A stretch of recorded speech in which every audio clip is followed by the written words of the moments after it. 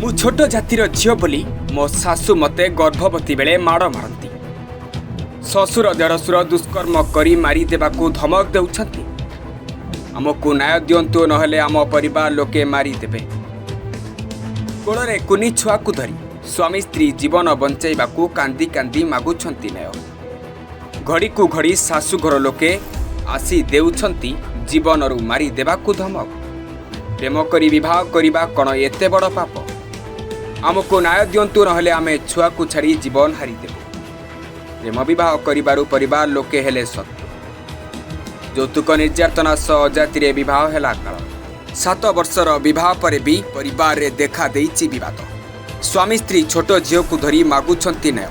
थाना ठारू आरंभ करी कोर्ट कचेरी पर्यंत सबुठी होइछंती निराश। शेषरे आश्रय कले गणमाध्यम उपर, जहाँ आम पाखरे पहुंची।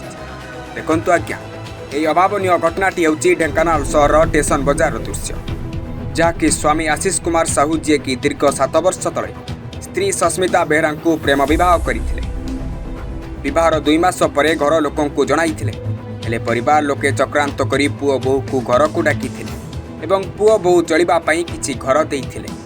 हेले बापा माँ भाई भाउज मिलीमिशी पुओ बोहू को देले शारीरिक निर्यातना सह घर को देइथिबा घर को नेबा पई करिले योजना। शेषरे माँ एवं भाउज मिलीमिशी पुओ आशीष को बाड़े करिले खंडिया खाबरा एवं स्त्री सस्मिता 8 मासर गर्भवती थिबा अवस्था तांको पेट को माड़ मारिथिले सासू एवं बड़ जा।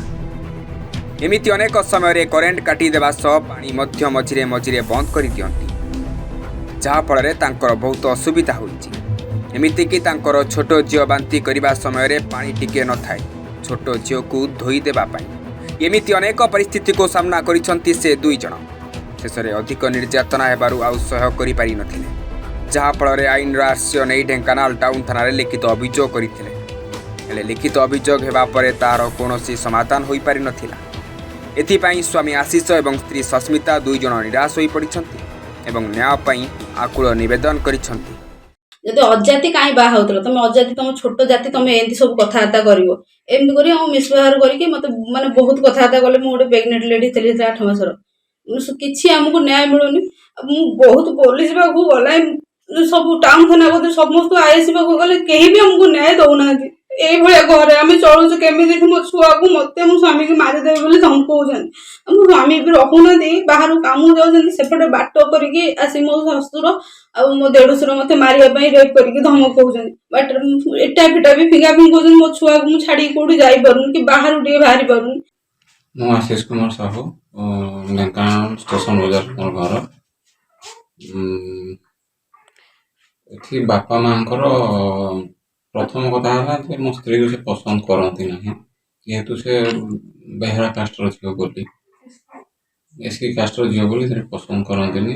माँ भी एपरी कहते जदि मु घरे पशे से विष खाईदे करके मो हाथ पानी पाइबे। धरने आगे से झीलटे अलग जातिर गला, मो छुआ भी अलग जातिर गला, मु भी अलग जातिर गली निज पुओ हो मानसिकता यहाँ प्रथम कथा। आज्ञा सेकेंड कथा हूँ आज्ञा बाबा माँ सब किसी कले जो सुविधा असुविधा है कम दाम कली दुकान 2 वर्ष चढ़े खटिली निज मेडिसिन टे पाइले बाध्य हो छाड़ी पड़े से मैरेज कले